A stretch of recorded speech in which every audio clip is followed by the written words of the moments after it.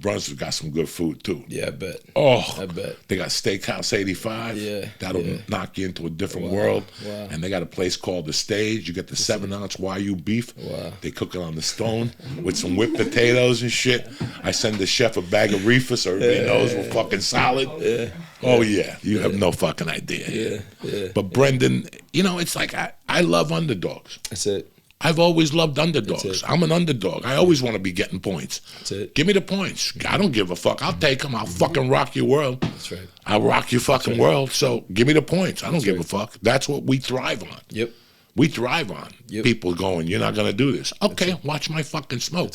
I may not do it perfectly, but I'm going to do it. That's right. Okay? That's right. And if I could do it once, I could do it again and again and again until I fucking get it. And then you're going to reach back and you're going to try to lift up and support anybody else who has that same sort of mentality and that dude's going through that same kind of thing because your heart's been through it. You say, hey, look, I see you, man. I believe in you. And you thought, that's what we connected on the plane too, like that and just being dads. But I'm just real taken with that guy, man. He's something else. Solid fucking dude. You know, and it's like, he came from, I mean, this kid, did you see the video of him crying? Yeah, dude. Did you see that video? And he's like, he's got a heart of gold. That's and right. All those guys, you know, what Yeah. was done in comedy a couple of years ago was a fucking nightmare because those guys are all sweethearts. Yep. Chris D'Elia is a sweetheart. Yep. Brian's a sweetheart. Fucking Brendan is like a student. Like Brendan used to call and ask stupid questions, and I'd go, but on the flip side, and I know you've seen this, how many people have come up to you and said, John, I want to do what you're doing. All I ever want to be was an actor. Yeah. You know, I do this, I do that, but I can't put the pieces together. But you know they're bullshitting you. Yeah. They just want to fucking hitch on your trailer. Yeah. But then you see people who are savages on their own, and you'll do anything for those people. That's right. You'll go, you know what, man, whatever you want. Because I see what you're doing. And whatever you're doing, I know that you want that ship, and I know you want that Porsche.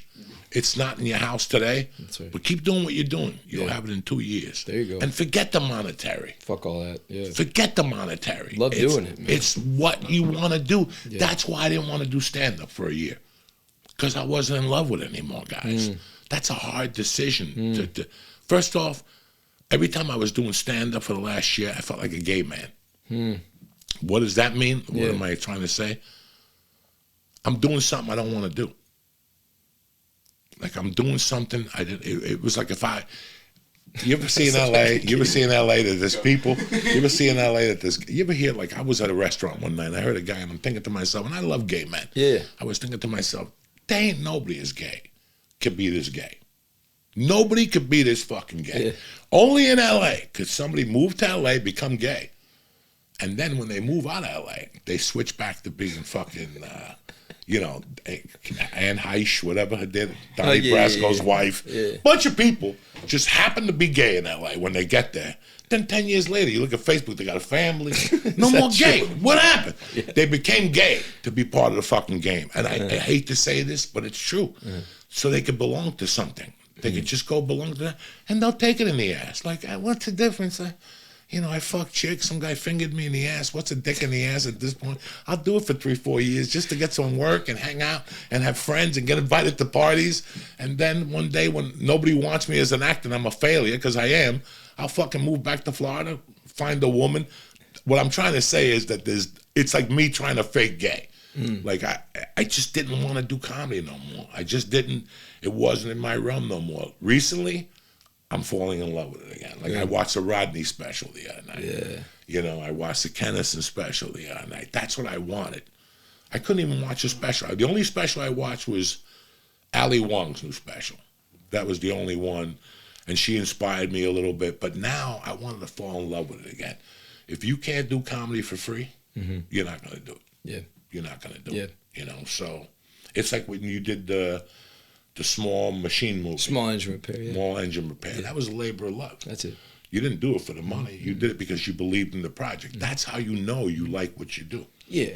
I mean, I mean, that's kind of for better or for worse. That's the whole thing with me. I mean, I think the success of it is just being invited back to come play again. You know what I mean? It's like that's what you're aiming for.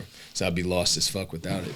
Now, I see that you put a podcast out that I told Mike, me and Mike have discussed it on the show and off camera. I love it. It's a video podcast.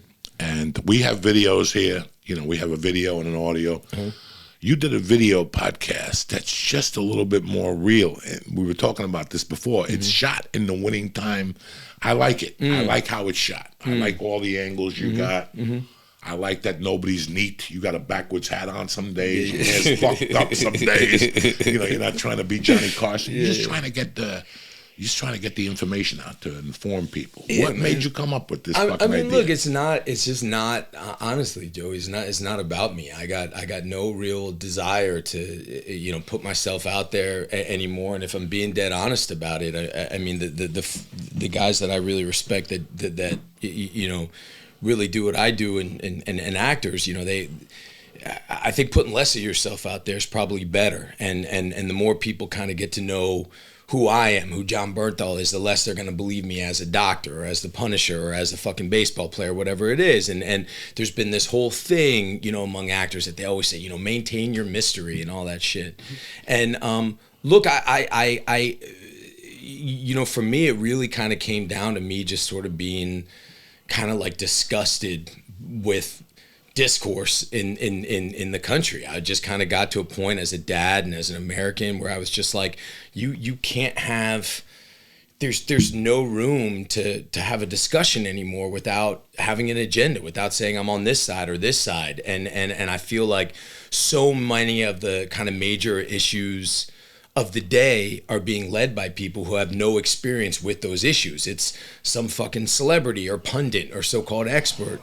But, you know, for me, I just know I've been like super fucking blessed, man, by both the life I've led and the career that I've had, that I've gotten to really know and have real relationships with people who have really walked the walk. So, you know, the folks on my show are you know, they're cops, they're special forces soldiers, they're surgeons, they're coaches, they're teachers, they're civil rights lawyers, all kinds of political agendas, all kinds of races and religions and sexual orientation, whatever the fuck they are. The only criteria is they're real.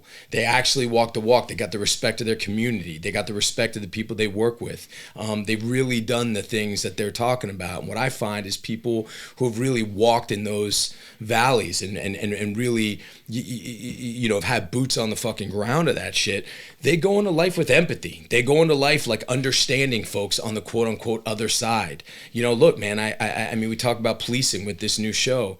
Look, man, I'm sure sometime in your life you've been beaten up by a cop. I sure as fuck have been beaten up by a cop. And look, that being said, some of my best friends in the world are cops. I don't fucking I've also experienced unbelievable, sublime generosity and kindness from cops when I've been protected by cops. Me too. And like the fact is, in this country, you know, for some reason now, we've confused, you know, being completely fucking steadfast in your views, completely unchanging, it's my way or the highway, as being patriotic or strong or tough, where to me there's nothing more cowardly. There's nothing more un-American than saying it's my way or the highway. This country's about fucking sitting down with people that might think differently than you and having a fucking beer and being like, hey man, you might teach me something, I might teach you something. We still love our kids, we still love our sports, and we can go to, and you know what, man, like push comes to shove, we will fight together as Americans to preserve this country. It's the greatest country on fucking earth.